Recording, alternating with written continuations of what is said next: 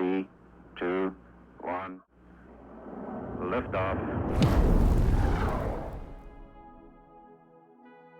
Welcome back to the Ketamine Startup Podcast, where we talk about anything and everything related to ketamine clinics, marketing, startups, and more.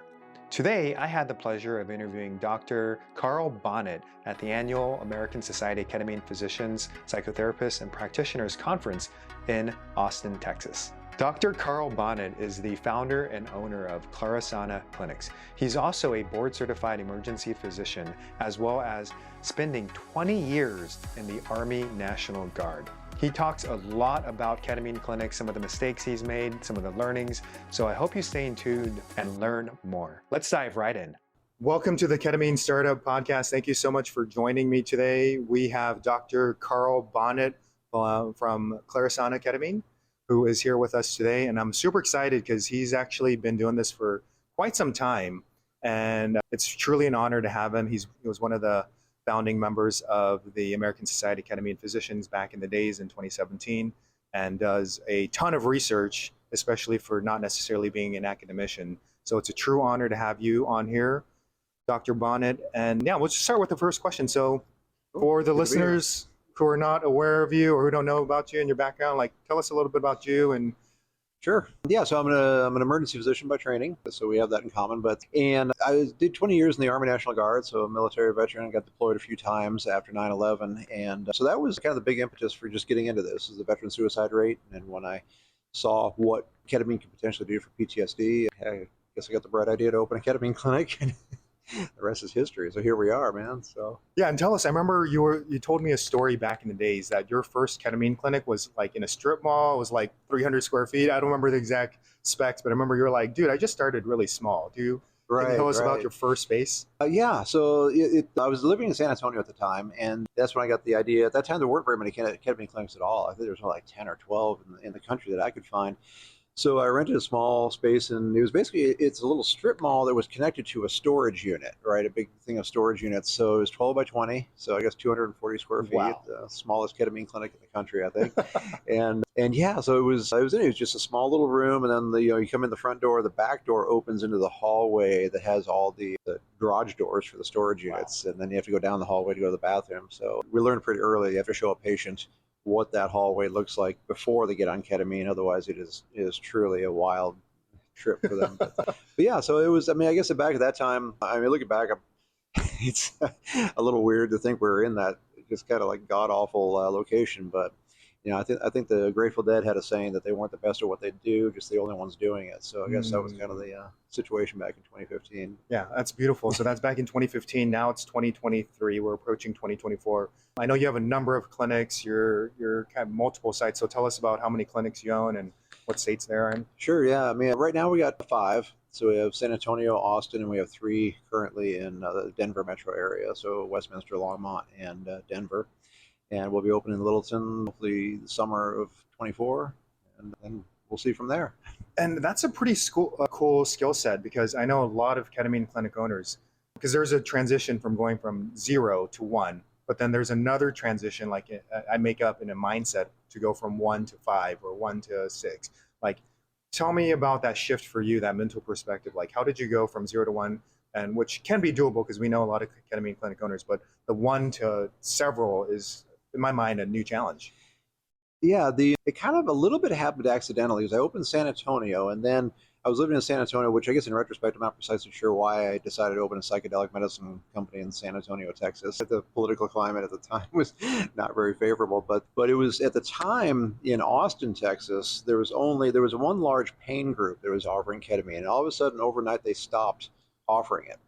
And so for a brief period of time, it's kind of funny to think of this now, there's really no one doing ketamine in Austin, Texas. So I was just like, oh gosh, we got to open a clinic there. So then we opened 2. And at that point, it was kind of like, oh, well, we have 2. What happened? So long story short, I moved back to Colorado and then decided to open one back in Denver, because I figured I'm living in Denver right now. And that part was actually challenging. So then trying to run 2 states, 2 time zones and whatever, and not necessarily having the revenue to be able to hire other people to help with a lot of the stuff that I'm not necessarily all that good at was kind of challenging.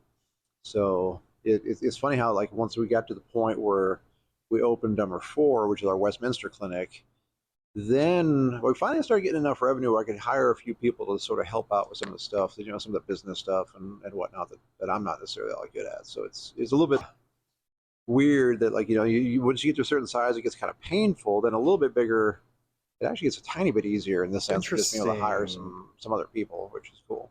Okay, awesome. So it sounds like the expansion in a way helped ease the load. It kind of reminds me of like having a child. Like they say, I have one daughter, and I know you have two, but there's a saying that like the first one is hardest, but then like number two, three, and four supposedly are easier. So I don't know if there's any metaphor or similarities there. To a point, yeah. I mean, I think when we opened, after we opened Westminster, at that point we had 4 clinics, and that was a bit of, honestly, a little bit of a tactical error on my part because I got the idea to open Longmont. And then, of course, I wanted to open Longmont on Veterans Day, so we opened it in November 11th of 2021, which was I gave my team 8 weeks to open it, which then I was like, oh my God.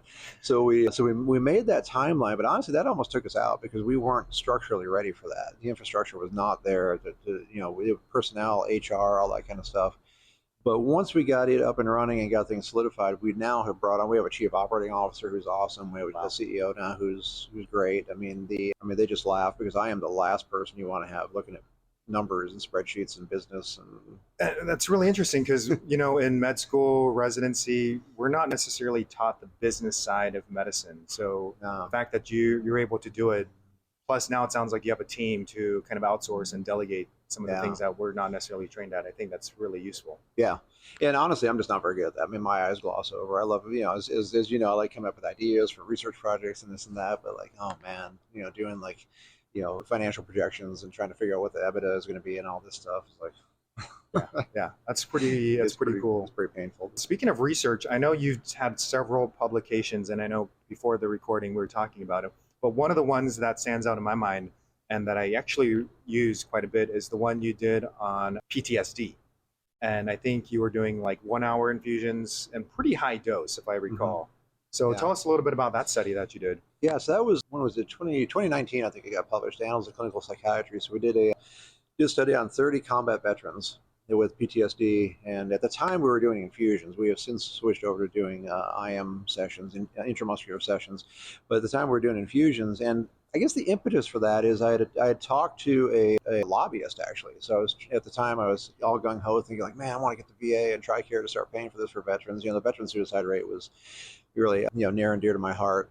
And he said, like, the way to do that is you got to show them a study that it works in veterans. You can't just show them a study that works in humans. Politicians apparently don't understand the difference between a human and a veteran. So they're very different. Very different for politicians. Yeah, exactly. So I got the bright idea, got IRB approval, and we did that study. And it wasn't anything super fancy. It was just doing the scoring before, doing the 6 sessions, and then the scores afterwards, just kind of show like, hey, you know what, the PCL5 and whatnot can decrease. That ketamine can be effective. So. And one of the things that I use that article still to this day is you are doing quite high doses, right? Because the standard research protocols, let's say at Yale or at Hopkins or where, Columbia, Mount Sinai, they're usually sticking to 0.5 mg per kg in a 40-minute infusion. But your study was different because I recall there were some high doses. Yeah, and that was, I think we ended up around 1.9 milligrams per kilogram on average on the sixth session. And where that came from, it's a little bit humorous because when I got the idea to open a ketamine clinic, I had just finished 20 years in the Army National Guard. And I was a knuckle dragging military. I was as far away from a psychedelic physician as you can be. And I went out to San Francisco at a conference, and I met Dr. Phil Wolfson, who, as many of you watching this may know, a psychiatrist, and he is very much in favor of the psychedelic experience and all sort of thing. And like when I first talked to him, I'll be honest, I thought he was crazy. I was just like, dude, you don't know what you're talking about. Because he said, like, it's the alteration of the mind is what helps with the transformation. It's what helps you see behind the curtain. And I was just like, what? And so I went back and I was like, okay, well, I'm gonna start increasing the doses and see what happens and whatever. And it worked, man. That was the thing. If you could, I'll share a quick story of what was one of the things that I guess convinced me of that. I had an 82nd Airborne guy who, he was the real deal. I won't go into too much detail about his situation, but he was a combat veteran. He was the real deal. He was in a bad space mentally from his combat deployments. And I remember we were increasing the dose, and on his fourth session, I went in there and he was just kind of crying and laughing, and like he said, man, I was in this vision. I was in an old western town. I was walking through this town, like the horses in the saloon, the sheriff's office, the gunslingers, and all this kind of stuff. And he's like, I walked around a building, and I saw that it was just the front of a building held up by 2x4s. Wow. And he was just like, it's a set. It's a set. And he kept saying, like, Iraq is a set. And afterwards, we were talking about that, and he was just like, you know what, dude? I mean, Iraq and I used to be one and the same. There was no separation. And now I remember he took his wallet out and set it on the table, and he's just like, now Iraq is over there. Wow. And I'm over here. And that's where I was like, wow. That's a really cool story. And I mean, we know that ketamine is a dissociative agent. I mean, it's not a classical psychedelic, but it does, in my opinion, can create these psychedelic non-ordinary states of consciousness, and kind of being able to shift gears and have that perspective of like, oh yeah, this is just a Hollywood set, and it's just held up by 2x4s. Like that's quite powerful. Yeah. So Phil is one of our co-authors on that veteran study, by the way. So awesome. He's a great mentor, and I consider him a friend now. Yeah. So Shout out to Phil. Shout out to Phil, man. Yeah. I'm interested in, you're one of I know some ketamine clinics are like cash pay only, and others are, in a minority, are like actually working with insurance companies. But I believe for Klarisana, like you guys are really kind of on the cutting edge of getting insurance coverage. How's that been for you? I guess for some reason the word boxing match just came to mind with me being on the receiving end of it. But no, it's been fun. I mean, because again, from the get-go, our mission has been all about access. So we're trying to get this out there and available to people. I kind of joke that, like, unfortunately, I don't take care of the movie stars and the basketball players and all that, So, but that's okay. We're trying to get out there and get this accessible to people. So we do participate with Colorado Medicaid, which has been great, actually. I mean, kudos to Colorado. They're actually easy to work with. They don't exactly pay for the ketamine itself, but we're able to get some reimbursement for the visit and whatnot. So that has actually been good. We just survived a couple of audits from them, which was good. So we made it through that without any problem. And the private insurance has been a little bit more challenging, unfortunately. So we were in network with several private insurance companies. One of them, which I guess I won't name because I don't want to get in a pissing match with them right now, but came back and audited some of our charts and said, hey, we're not going to pay for anything related to ketamine. Any visit that has ketamine in it, we're not going to pay for any part of it. Ouch. Yeah, I mean, even like if our therapist was doing therapy with ketamine, they wouldn't pay for the therapy code, which is totally legitimate. And I said, well, what are you talking about? So they were like, well, it's experimental and all that sort of thing. So long story short, we then ended up having to pull out of our contracts with the private insurance companies. So right now we're kind of reassessing that situation. Yeah. So I'm hopeful. I mean, some of the new studies coming out showing the ketamine is, not inferior to ECT, et cetera, et cetera. I think it's eventually going to get there, but yeah. Yeah, it's slow to happen, and I am seeing a shift. Like, for example, Massachusetts Blue Cross Blue Shield is now covering IV ketamine and/or Spravato. Yeah. And recently, I got an email from a patient because I gave her a super bill with ICD-9, ICD-10, CPT codes, et cetera. And I said, okay, submit this to your insurance company. But I also I gave her the PDFs to that ketamine study in the New England Journal of Medicine, and I gave her a couple of meta-analyses, systematic reviews. And I said, in addition to your super bill, provide these 3 articles and submit that as well. So surprisingly, she got 100% reimbursed from her insurance company, which was really cool. Yeah. I think it's going to work eventually, right? So it's just going to take some time. I mean, I think the recent grant that Dr. Sanacora and his group got, $12.6 million to look at head-to-head ketamine versus S-ketamine is going to be good. I mean, I would be extremely surprised if S-ketamine is somehow vastly superior to ketamine. I mean, the biochemistry of it doesn't make sense. I mean, I don't know why it would be. So I think as this stuff starts to come out, it's gonna work. We're also looking at some just direct contracts with companies. And, one law enforcement agency that we're in talks with about perhaps getting, hopefully, fingers crossed, get a contract with. Nice. And then, so I think as that starts to happen, I mean, payers have just got to realize, right? I mean, you and I both know if God forbid someone takes an overdose of Tylenol because of their depression or whatever comes into our ER, I mean, man, that turns into critical care visit, ICU stay, all this kind of stuff. Like, the number needed to treat to have a huge cost savings is not very high. I 100% agree. I think one day, I mean, if there's any health insurance people, management listening to this podcast, like, yeah, it'll actually, it's a win-win because it'll save them money. It's better for the patients. For some patients, it can be quite effective. So hopefully, Yeah. I do see that shift occurring. And I love the fact that you're working with like military veterans, you're working with law enforcement, first responders. Like I've treated several of those patients from those backgrounds. Like I recall one, he was Iraq, Afghanistan. And one of the powerful stories that he told me, which was cool, he said, "Hey, Dr. Ko, I was watching some war movie, Saving Private Ryan or something."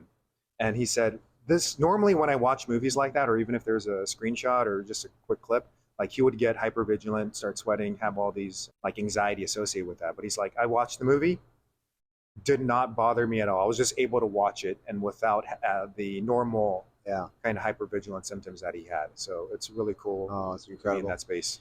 Yeah, that's our latest push is we're really trying to get into law enforcement.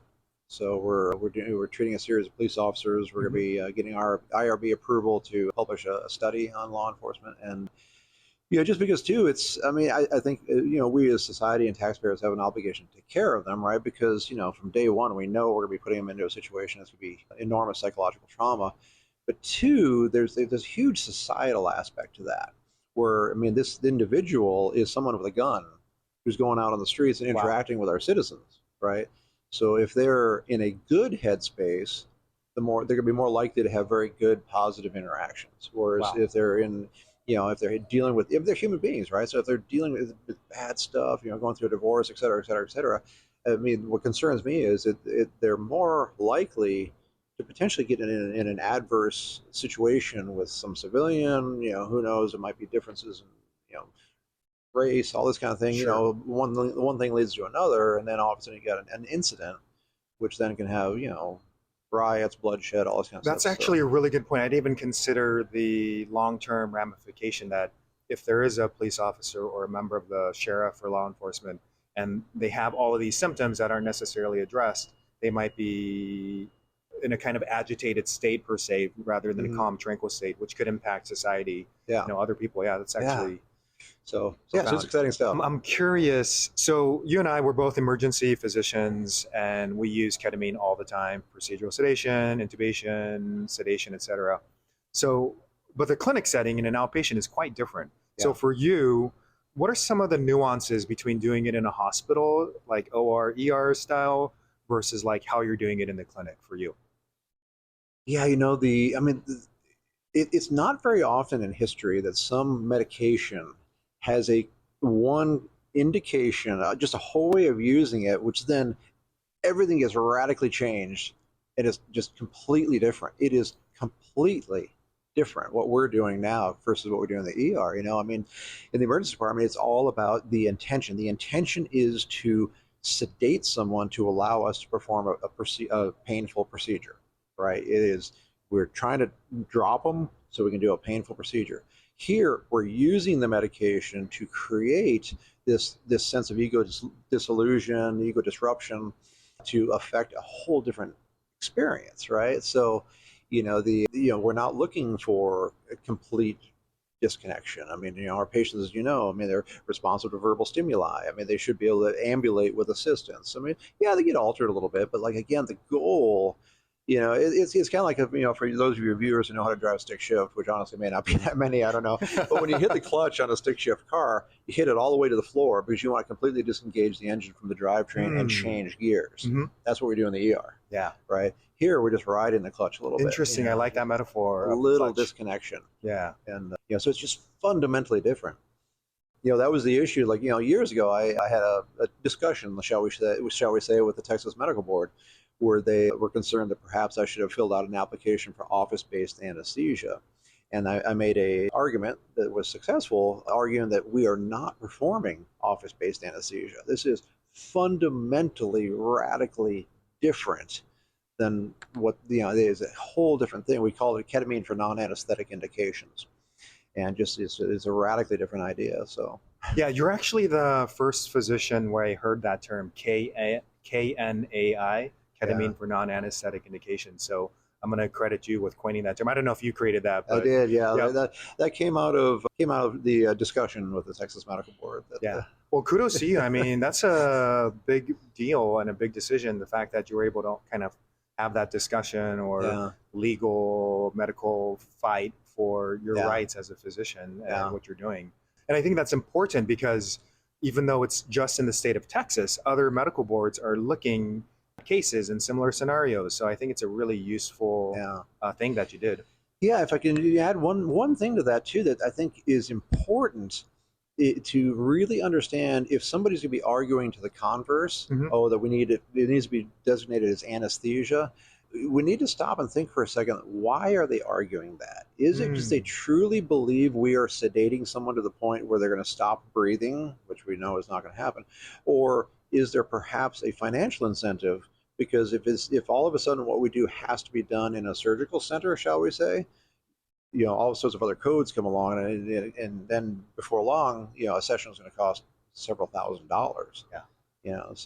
And this, again, this needs to be accessible, right? We know this saves lives. So I mean, if somehow someone pulls some shenanigans, we're like, oh, this has to be done in an operating room, and come on, that doesn't do society any favors. Yeah, I think that increasing access for patients, that's really important. I mean, that's the reason why we're physicians. We want to make an impact and we want to help people. I mean, that's kind of what we came into the whole medical field for. So yeah, it's true. And now a quick word for our aspiring ketamine clinic founders out there. If you've tuned into our episode today, chances are you're curious about the ins and outs of starting up a ketamine clinic. It's an exciting field, but let's face it, the journey from idea to actually opening day can be quite daunting. That's why we've created something special for you. Think of it as your personal roadmap, a free downloadable checklist that lays out the essential steps you need to consider when starting up your own ketamine clinic. This checklist is designed to help you avoid common pitfalls and launch your trajectory to success. So how can you get your hands on this checklist? Simple. Just visit www.ketaminestartup.com/checklist and grab your free copy today. We've made it easy and accessible because we believe in supporting our community with valuable resources. ketaminestartup.com/checklist. All right, let's get back to our discussion. Stay tuned and don't forget to download your free checklist during or after the podcast. I'm curious, just to shift gears, I think you're one of the few clinic owners that has multiple clinics. So from your perspective, because you do have that entrepreneurial mindset, what strategies or approaches have you found to be the most impactful for your success? I think one of the biggest things as far as strategy is a long time ago, I watched the video by Simon Sinek called Start With Why. And he talks about, what's your why? My why, when I came up with this is, my initial why was I wanted to change the veteran suicide rate in the United States. It has since morphed into, I want to change the suicide rate. So when I think about it, I think of it as like, oh, I want to open in Phoenix, I want to open in Chicago, I want to let's increase market share, let's do whatever. That's like what Simon Sinek talks about. Is like your goal can't be to make money. Your goal is to do something cool. Like, what do you want to do?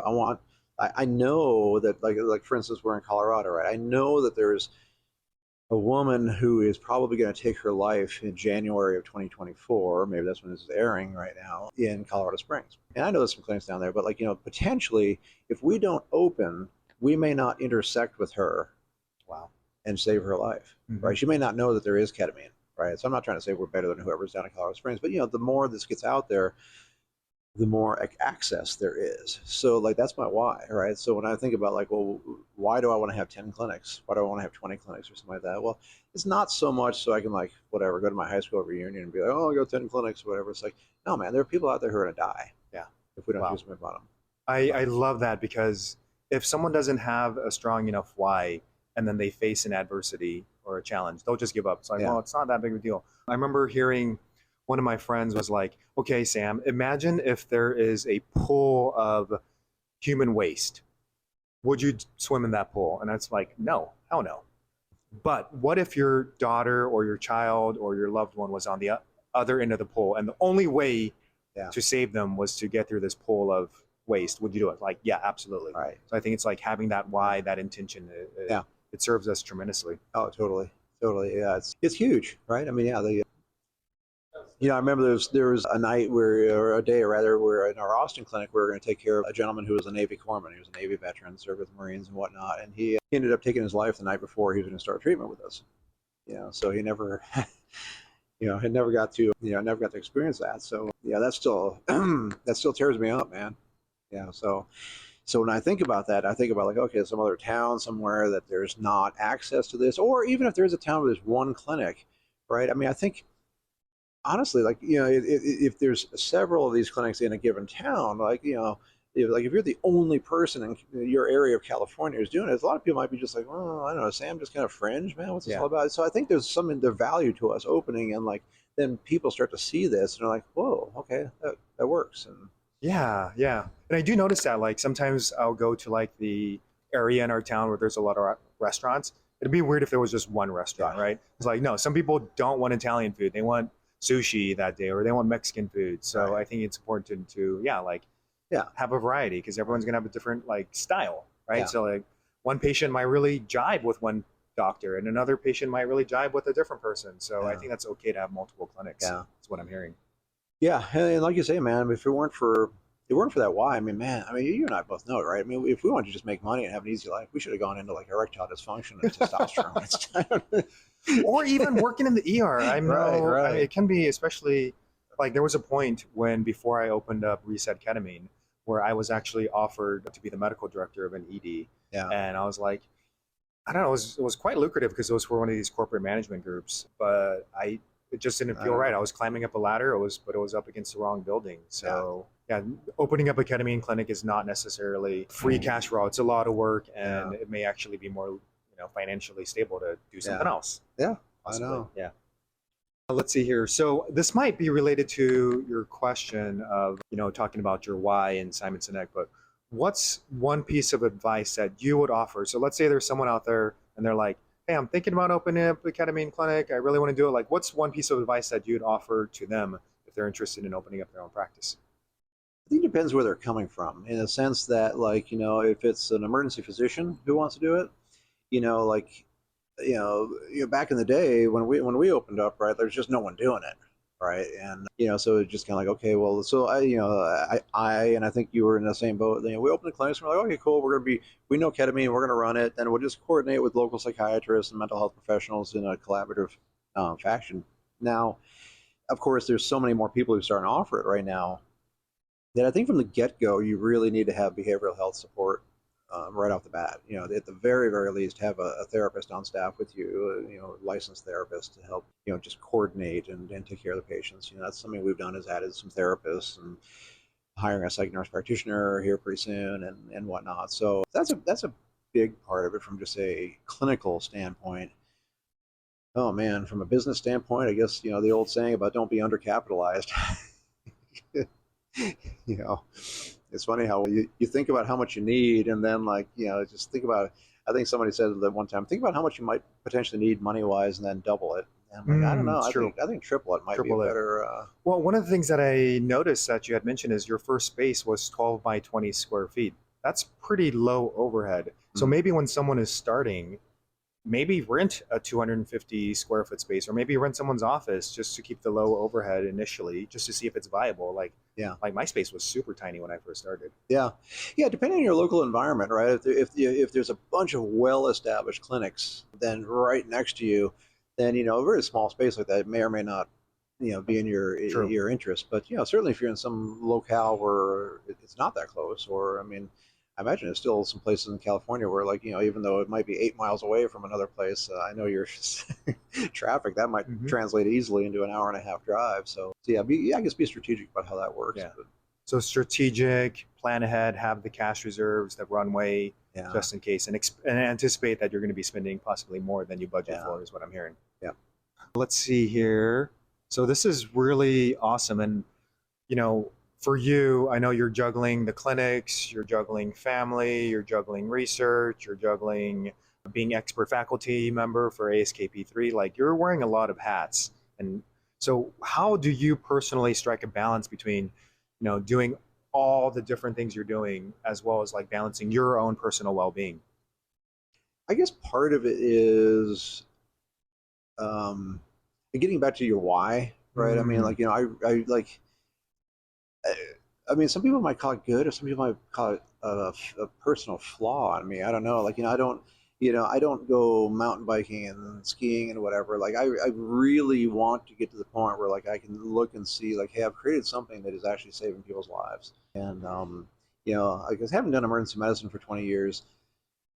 I mean, I don't know. Honestly, in some ways, it was kind of cool, but it also was a tiny bit of a letdown. Like, like in the sense of like, I didn't really feel like I made an impact that much. When you watch TV, you think you're like saving people's lives all the time and doing all this cool stuff. And I don't know. For me, anyway, it wasn't. It really wasn't satisfying in that regard. So I suppose from a balance standpoint, like I love what I do, man.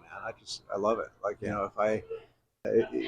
if I can sneak away, grab my laptop, and start like composing an article or something like that, or Love it. I think that's fun. I mean, some people might find that pathologic, I guess, and I don't know. Maybe that's why I'm divorced. I don't know, but Well, it sounds like you're truly passionate about it, yeah. and it sounds amazing. We're gonna switch gears and do some like fun questions. Okay. So this one is it's a deserted island question. Mm. So kind of personal. So let's say imagine that you're on a deserted island and you can only have one book, one movie, and one type of food. What would those be for you? Let's see, one movie. Let me start with one movie. I don't know.